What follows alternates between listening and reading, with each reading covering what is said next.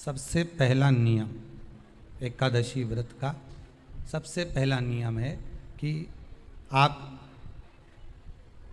जिस दिन व्रत करो उसके एक दिन पहले भक्ति का संचार इस हृदय में करो।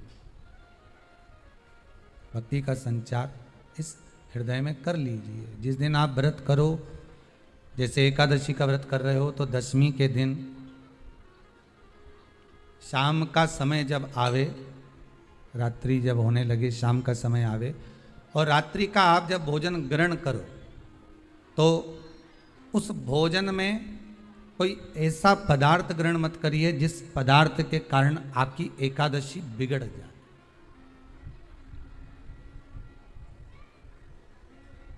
कोई बेकार भोजन हमें ग्रहण नहीं करना,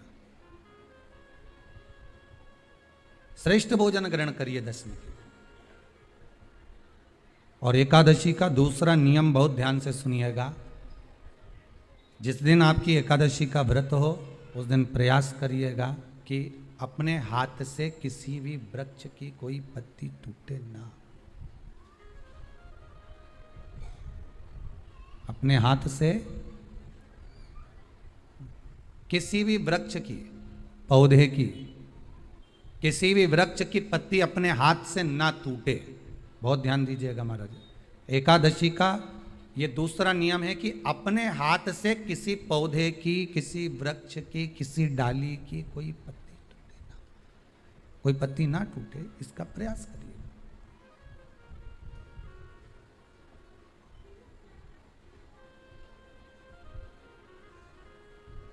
कितना सुंदर व्याख्यान कहा है, कितना सुंदर वर्णन है महाराज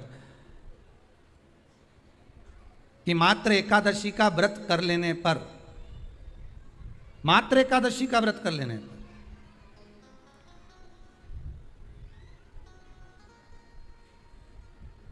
जो पूर्व में किया गया हमारा पाप कर्म है, हमने किसी जीव की हत्या करी है, हमने किसी को कष्ट प्रदान करा है, हमने किसी को अपशब्द कहा है, हमने किसी को ताने दिए, हमने किसी को आड़ा टेढ़ा कहा है, हमने किसी को गालियां दे दी है, मात्र एकादशी का व्रत ही कर लेने पर ये सारे जो दोष हैं वो समाप्त हो जाते हैं।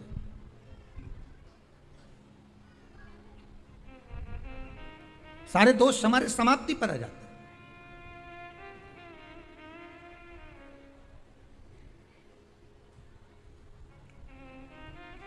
अब एक विचार करिएगा थोड़ा सा अपने मन में, अपने चित्त में, अपनी वृत्ति में एक बात उतारिएगा।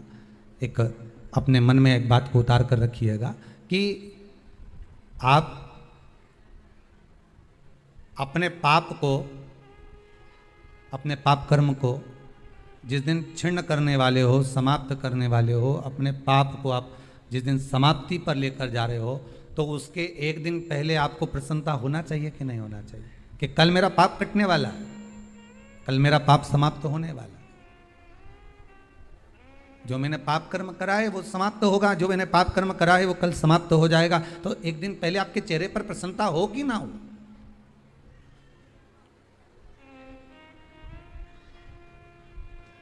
और चेहरे पर वो प्रसन्नता आपके आना चाहिए कि कल मेरा एकादशी का व्रत है, आज दशमी है, कल एकादशी का व्रत है, तो कल मेरी जब एकादशी का व्रत रहेगा तो मेरा ना जाने कितना कितना पाप, कितना कितना असत्य, कितना कितना झूठ, कितना कितना प्रपंच वो समाप्त हो जाएगा। इसमें मुझे प्रसन्नता हो, इसमें मुझे आनंदता हो।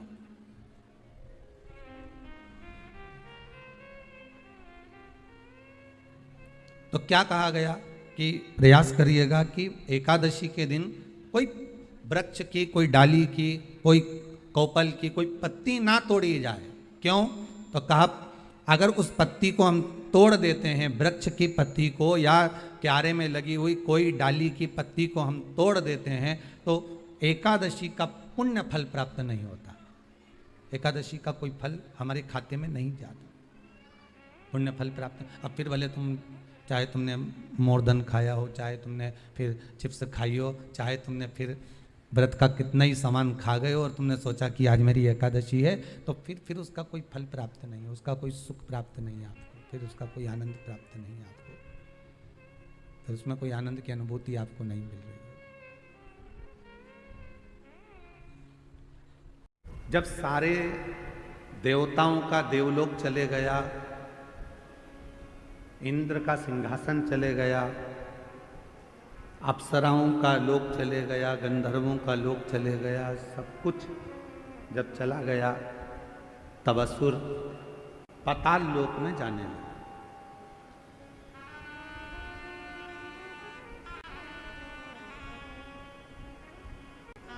जितना नागलोक था उस पर भी असुरों ने अपना कब्जा कर लिया, अपना पद जमाया।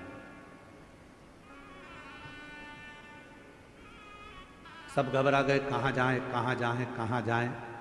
तब शेषनाग भगवान, जो शेषनाग जी देखे आपने, भगवान विष्णु जी जिनके ऊपर शयन करते हैं, शेषनाग।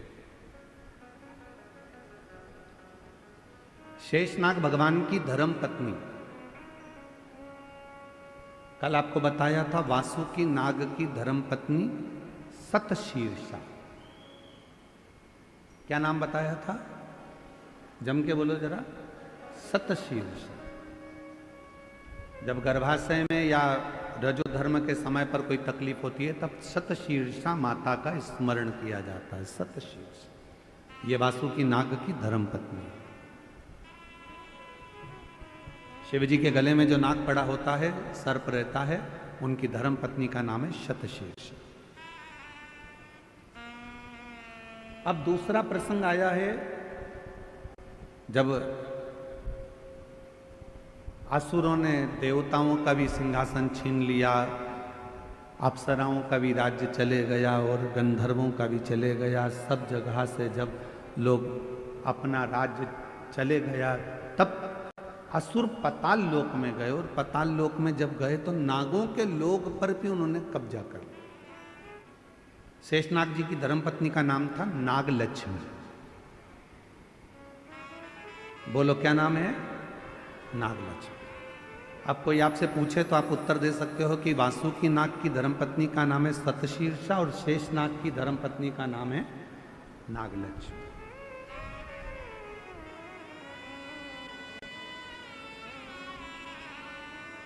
नागलक्ष्मी के पास में सूचना मिली, और माता नागलक्ष्मी के पास में जब सूचना मिली कि देवताओं का सिंहासन चले गया, गंधर्वों का चले गया, अप्सराओं का चले गया, नागलोक चले गया, असुरों ने चारों तरफ हाहाकार मचाकर सब दूर कब्जा कर कर रख लिया, तब माता नागलक्ष्मी के पास में सूचना गई। तो माता नागलक्ष्मी शिव की परम उपासक,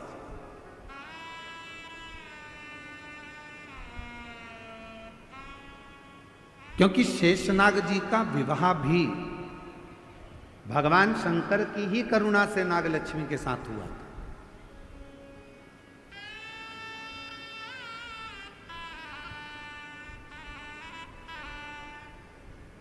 नागलक्ष्मी के पास में जब बात गई तो नागलक्ष्मी ने विचार किया कि ये ऐसा प्रसंग है तो चिंता मत करो, शिव जी की आराधना करो, सब शंकर की साधना करो सब। पर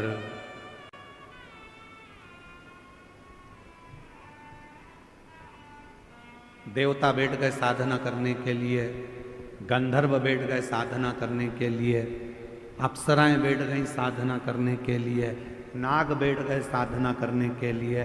परशु महापुराण की कथा कहती है, मेरे भोले बाबा जितना तप से प्रसन्न नहीं होते, मेरे भोले बाबा जितना साधना से प्रसन्न नहीं होते, मेरे भोले बाबा जितना किसी नियम से प्रसन्न नहीं होते, मेरे भोले बाबा जितने किसी अनुष्ठान से प्रसन्न नहीं होते, उतने मेरे भोले बाबा एक लोटा जल से प्रसन्न हो जाते हैं, शिव नाम लेने से प्रसन्न हो जाते हैं। मन की निर्मलता से, भोले मन से, पवित्र मन से, हृदय से, कोमल मन से, जो भोले मन से शिव को पुकार लेता है, मेरे भोले बाबा उसमें प्रसन्न हो जाते हैं।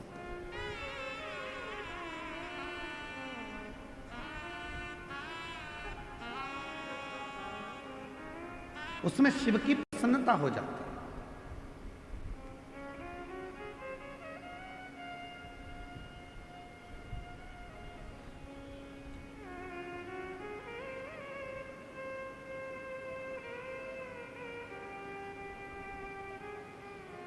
यदि कोई भगवान शंकर की कथा में डूबा हुआ है, भगवान शंकर की साधना में डूबा हुआ है, भगवान शंकर की भक्ति में डूबा हुआ है,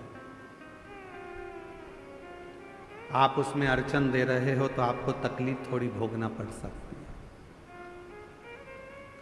पर यदि शिव भक्ति में अगर कोई डूबा हुआ है और उसको थोड़ा सा सहयोग दे रहे हो तो आपकी जिंदगी संवर सकती है, आपका जीवन कर्तार्थ हो सकता है। शिव महापुराण का एक नियम है, आप लोगों को पहले भी बताया कि अगर कोई कथा सुन रहा है, आप सब जितने लोग ये आगे बैठे हैं ना, हम जानते हैं कि तुम सब और जितने इन पंडालों में बैठे हैं, कई तो पूरी रात से इंतजार कर रहे होंगे और कई 2 बजे रात को नहाकर स्नान कर 3 बजे 4 बजे घर से निकले होंगे, तब जाकर ये कथा के पंडाल में आगे जाके बैठे।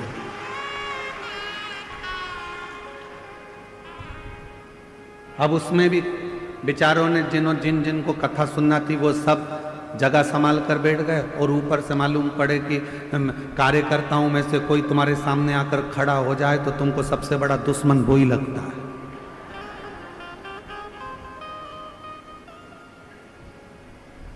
ढाई घंटे की कथा है और उसमें भी तुम मेरे सामने आकर खड़े हो गए, मैं तुम्हारे पांव पड़ती हूं, तुम हट जाओ या बैठ जाओ। तो अच्छा, अभी हमारे डॉक्टर सुजय विखे पाटिल जी कह रहे थे माइक पे, इशारे में कह रहे थे, देखो उनकी समझ देखिएगा। मैं डॉक्टर सुजय विखे पाटिल जी को इसके लिए मैं बहुत बहुत धन्यवाद दूं। उनकी समझ देखिएगा कि उन्होंने माइक पे है, बीच में बहुत लोग खड़े थे, साइड में खड़े थे, तो सबको इशारा कर कर कहा नीचे बैठ जा, नीचे बैठ जा, नीचे बैठ जा। मैं डॉक्टर सुजय विखे पाटिल जी को इसके लिए धन्यवाद दूंगा कि कार्यकर्ताओं पर आपका कमांड और कार्यकर्ताओं को मार्गदर्शन देना कि नीचे बैठ जाओ, कम से कम पीछे वालों को देखने में, पीछे वालों को सुनने में, पीछे वालों को समझने में दिक्कत नहीं।